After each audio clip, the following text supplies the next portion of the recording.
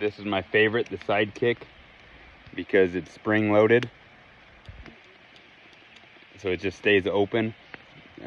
Very, very fine tip, goes to a point.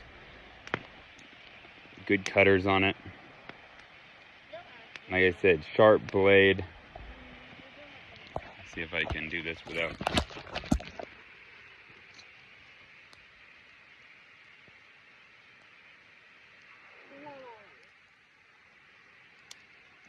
The locking mechanisms on this.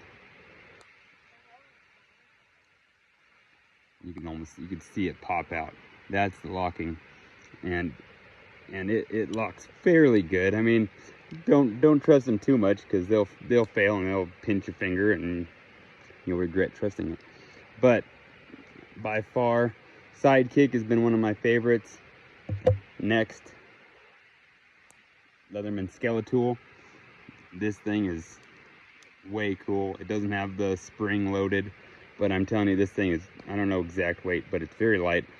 The bits come off, you push this and that comes out, and like I said, you can buy any tip. They stay in good. You've got an extra one on the side. Very light.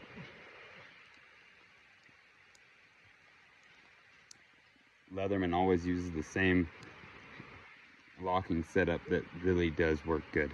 It really does. The more you use it, it does wear down. And like I said, on my other one, I've broken the tip on this of the pliers. I've also broken the file. The file is now non-existent.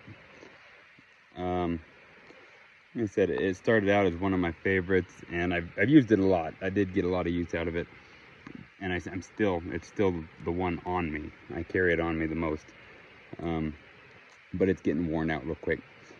I'm not a fan of the locking mechanisms. The locking mechanism actually fails and goes too far back a lot, which is very irritating. But yeah, so that's my take on these three multi-tools.